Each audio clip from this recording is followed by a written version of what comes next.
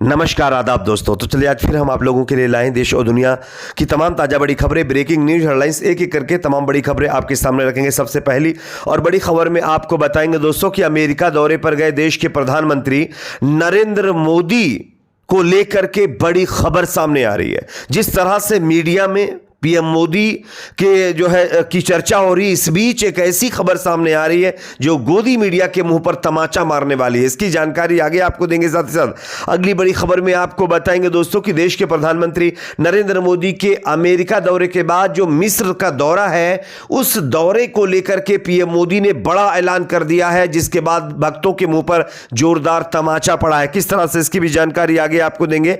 साथ ही साथ अगली बड़ी खबर में आपको बताएंगे दोस्तों कि मणिपुर में लगातार हो रहे फसाद के बीच 10 विपक्षी दलों ने मोदी सरकार के खिलाफ मोर्चा खोल दिया है। किस तरह से, इसकी भी जानकारी आगे आपको देंगे। साथ ही साथ अगली बड़ी खबर में आपको बताएंगे दोस्तों कर्नाटक के बेंगलुरु से बड़ी खबर है, जहां पर एक बिरयानी दुकान में बिरयानी को लेकर के बवाल हो गया है और यह बवाल एक हिंदू संगठन के व्यक्ति की तरफ से किया गया है। किस तरह से, इसकी भी तस्वीरें, वीडियो फुटेज आगे आपको दिखाएंगे। साथ ही साथ अगली बड़ी खबर में आपको बताएंगे दोस्तों कि मणिपुर फसाद को लेकर के आखिरकार गृह मंत्रालय ने घुटने टेके हैं। अब सर्वदलीय बैठक बुलाने का ऐलान किया गया है, इसकी भी जानकारी आगे आपको देंगे। साथ ही साथ अगली बड़ी खबर में आपको बताएंगे दोस्तों कि लव जिहाद को लेकर के चल रहे बवाल के बीच एक स्वामी अविमुक्तेश्वरानंद की तरफ से बड़ा बयान सामने आया है। क्या कुछ उन्होंने कहा है, यह भी आपको बताएंगे। साथ ही साथ अगली बड़ी खबर में आपको बताएंगे दोस्तों कि देश के प्रधानमंत्री नरेंद्र मोदी और अमित शाह और बिहार के सीएम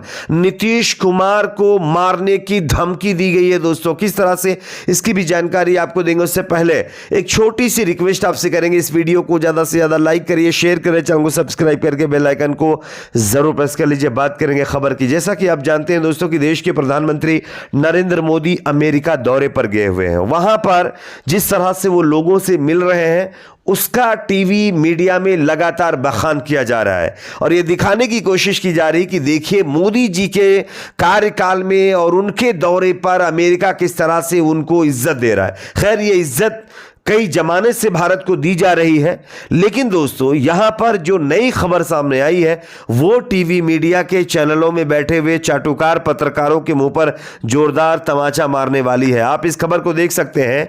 पीएम मोदी की आगवानी के लिए ना तो बाइडेन सरकार का और ना ही वहां की आर्मी का कोई बड़ा अधिकारी आया। यह बेहद दुखद है। यह कांग्रेस पार्टी की तरफ से कहा गया है। दरअसल प्रधानमंत्री नरेंद्र मोदी जब अमेरिका में यानी लैंड उन्होंने किया, उनका जो प्लेन है वो उतरा, वहां पर यह उम्मीद लगाई जा रही थी कि शायद अमेरिका के राष्ट्रपति जो बाइडेन उनको पिकअप करने के लिए पहुंचेंगे, रिसीव करने के लिए पहुंचेंगे। अगर वो नहीं पहुंचेंगे तो कोई आर्मी का बड़ा ऑफिसर भी वहां पर पहुंच सकता है। लेकिन इन दोनों बड़े पदों पर बैठे हुए अधिकारियों में से कोई भी पीएम मोदी को रिसीव करने के लिए नहीं पहुंचा। और अब जब मीडिया में मोदी को लेकर के बखान किया जा रहा है, बड़े बड़े दावे किए जा रहे हैं, उन दावों की पोल खोलने वाली यह खबर है कि अमेरिका दौरे पर गए प्रधानमंत्री को रिसीव करने वहां का कोई बड़ा अधिकारी, वहां के राष्ट्रपति ना आर्मी का कोई अधिकारी यहां पर पहुंचा है। बात करेंगे अगली खबर की दोस्तों, जो कि सामने आ रही है।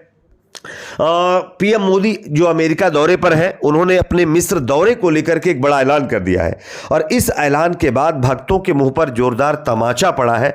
किस तरह से, मैं आपको खबर दिखा रहा हूं, आप इस खबर को देख सकते हैं दोस्तों। खबर यह है कि पीएम मोदी अमेरिका की यात्रा पूरी करके 24 जून को मिस्र पहुंचने वाले हैं और मिस्र में पहुंचने से पहले यह ऐलान किया गया है कि 1997 के बाद किसी भारतीय प्रधानमंत्री की पहली मिस्र यात्रा होगी। लेकिन इस यात्रा के दौरान पीएम मोदी एक मस्जिद का दौरा करने वाले हैं। 11वीं सदी की प्रसिद्ध अल हकीम मस्जिद भी प्रधानमंत्री नरेंद्र मोदी जाएंगे।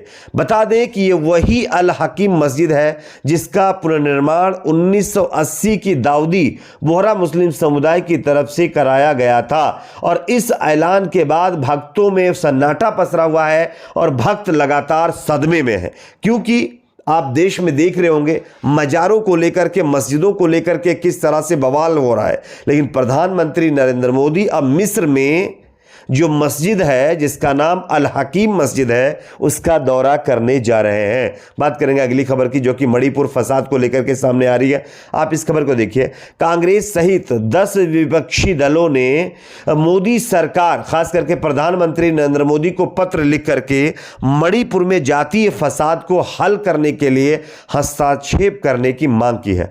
विपक्षी दलों ने फसाद को रोकने में विफल रहने के लिए केंद्र और राज्य में भाजपा सरकार की बांटो और राज करो की राजनीति को जिम्मेदार ठहराया है। आपको पता होगा कि लगातार मणिपुर में फसाद जारी है। अब तक 110 से ज्यादा लोग इसमें खत्म कर दिए गए हैं, लेकिन अब तक मोदी सरकार ने ना इस फसाद पर कंट्रोल पा पाया है, ना इस पर कोई कड़ा एक्शन लेने के मूड में सरकार दिख रही है। इसी को लेकर के अब तमाम विपक्षी दल, जिसमें टोटल विपक्षी दल है, उन्होंने प्रधानमंत्री नरेंद्र मोदी को लेटर लिखा है और इस पूरे मामले को कहीं ना कहीं हल करने की मांग की, इसमें हस्तक्षेप करने की मांग की है।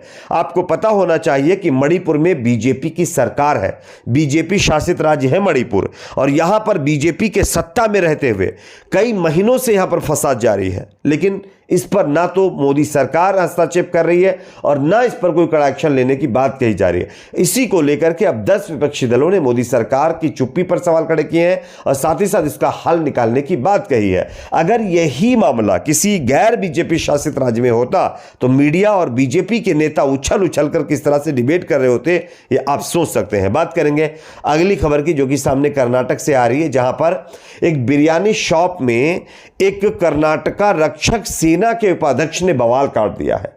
आप इस वीडियो को देख सकते हैं। राकेश गौड़ा नामक एक व्यक्ति ने बेंगलुरु में स्टार बिरयानी दुकान पर यह गया और कहा बिरयानी दो। दुकान बंद हो रही थी, इसलिए उसको मना कर दिया गया। यह कहा गया कि बिरयानी नहीं है। अब जब बिरयानी के लिए इस राकेश गौड़ा को मना किया गया तो इसने जबरदस्ती दुकान में दाखिल होने की कोशिश की और ऊपर लगे कलमा तैयबा के बोर्ड को जबरदस्ती उतारकर नीचे फेंक दिया और कहा कि पाकिस्तान का झंडा लगा हुआ है, और यह व्यक्ति कर्नाटक रक्षक सेना का उपाध्यक्ष बताया जा रहा है। यानी कि अगर आप कुरान की आयतों को बोर्ड के जरिए अपनी दुकान में लगाएंगे तो ये गंदी मानसिकता के लोग उसको भी पाकिस्तान का करार दे करके हंगामा काटेंगे, जैसा कि आप नया मामला देख सकते हैं। अगली खबर की बात करेंगे, जो कि सामने आ रही है। मणिपुर फसाद को लेकर के अब गृह मंत्रालय की तरफ से बड़ा ऐलान कर दिया गया है। आप इस खबर को देखिए।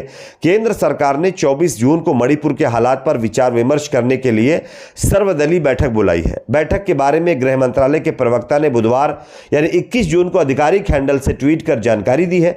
ट्वीट में बताया गया है कि केंद्रीय गृह मंत्री अमित शाह ने मणिपुर की स्थिति पर चर्चा करने के लिए 24 जून को दोपहर 3 बजे नई दिल्ली में सर्वदलीय बैठक बुलाई है। काश ये बैठक पहले बुला करके कोई कड़ा एक्शन लिया गया होता तो 110 लोगों की कैजुअलिटी ना होती, ये लोग लगातार सवाल कर रहे हैं। बात करेंगे अगली खबर की, जो कि सामने आ रही लव जिहाद को लेकर के। लव जिहाद पर स्वामी अविमुक्तेश्वरानंद ने बड़ा बयान दिया। शंकराचार्य बोले हैं कि बीजेपी एक ही मुद्दे पर दोहरी राजनीति करती है। सांसद ने कहा यह सन्यासी का व्यवहार नहीं है। बात करेंगे अगली खबर की, जो कि सामने आ रही है। दोस्तों, यहां पर देश के प्रधानमंत्री नरेंद्र मोदी, अमित शाह और बिहार के सीएम नीतीश कुमार को मारने की धमकी दी गई है, जिसके बाद दिल्ली पुलिस एक्शन मोड में आ गई है। देखना होगा कि यह धमकी किसने दी है। आपकी अपनी इस पर क्या राय, जरूर बताएं। वीडियो को लाइक शेयर, चैनल को सब्सक्राइब जरूर करें।